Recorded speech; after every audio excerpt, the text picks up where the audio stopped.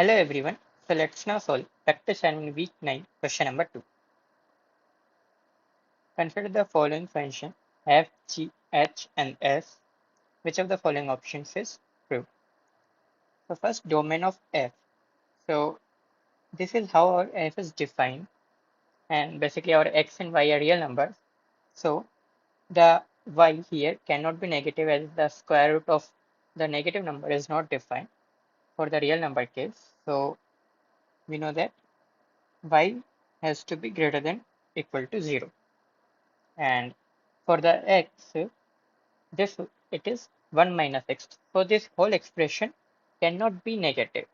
So that means 1 minus x is also has to be greater than equal to 0, from which we get 1 has to be greater than equal to x, or in other words, x would be less than equal to 1. So our domain of f is defined for domain of f is defined for all x, y such that x is less than equal to 1 and y is greater than equal to 0. And that is what it is given here. So this is the correct answer. Now option 2, domain of h, which is given as the whole r square. Now if we see, our h here is x by x square plus y square, and we know uh, the denominator in the division form, the denominator cannot be 0. That means for this function to be defined, the x square plus y square term cannot be equal to 0. Now both x and y are some real number, and we are given the summation of squares of two real number, and that is equal to 0 will only happen when both x and y are 0. So from here we can conclude that x and y cannot be equal to 0, because this expression can only be 0 when both x and y are 0. So our domain of h would be all real numbers xy such that xy is not equal to 0 comma 0, or in other words, domain of h would be the whole real number except 0 comma 0. While in the option it is given that domain of h is whole r square, so r2, so it is wrong.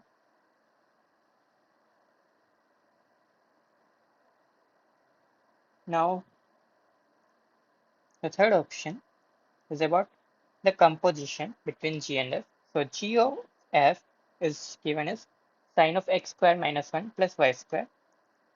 So g of f of x comma y is like this.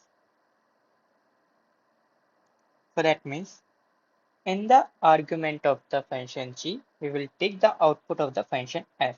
So the output of the function f is defined like this, and this output we will put as an argument in the function z. So let's call them as capital X and capital Y. So our g of xy is defined as sine of x square minus 1 plus whole square plus y power 4. Now we'll put the output of the function f. So we are calling them capital X comma capital Y. So capital X comma capital Y is sine of capital X square minus 1 square plus capital Y power 4. Now we will replace the capital X and capital Y with square root of minus 1 minus x and square root of y. So g of this, let's call it as this, would become sine of this capital X would become square root of 1 minus x. So square minus 1 square. Now capital Y would become square root of y power 4. And if we simplify, this would become 1 minus x. This square root will cancel out because of this square, and minus 1 whole square, thus here we will get y square. and on simplifying we'll get sine of x square plus y square, as this 1 and 1 will cancel out. So this is what g of f we will get, while here it is given like this, x square minus 1 plus y square, so it is wrong. Now in the fourth option, we are multiplying it with the h function. So our h function is this, x by x square plus y square. So what we get as g of f of xy is sine of x square plus y square. Our h of xy is defined as x by x square plus y square. We have to find g of f into h x comma y, that is just the multiplication of these two. So it would be sine of x square plus y square into x by x square plus y square. Here that x in the numerator is missing, so this is also a wrong option. Now the last option is limit of g of f into h plus s of xy at xy tending to 0 comma 0 is 0. So we have to add the s function also in this. So let's add this f into h plus s x comma y sine of x square plus y square into x by x square plus y square, plus now our s function is x square e power y square. Now we have to find the limit of this function when xy tending to 0 comma 0, that is the result.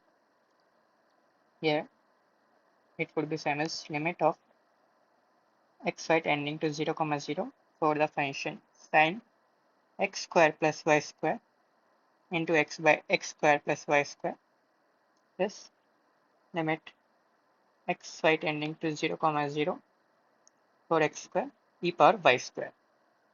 Now I can write this as limit x comma y tending to 0 comma 0 sine of x square plus y square divided by x square plus y square into x.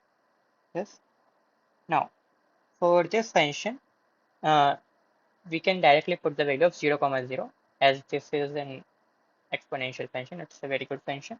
We can directly just put down the value 0 comma 0, while that we cannot do here because it will be an undefined form if we directly put the value, but here it will be no problem. So if we just put the value 0 comma 0 here, the limit we will get is 0 into 1, as x value is 0, y value is 0, so e power 0 is 1 and x square, that is 0, so 0 into 1, so that we will get as 0. Now for this function, however, if we notice this term, it is sine of x square plus y square divided by x square plus y square. So we know that the limit of x tending to 0 for the function sine x by x is 1. By L'Hopital's rule, we can prove that. And here it is just instead of x, it is x comma y. So x square plus y square by x square plus y square.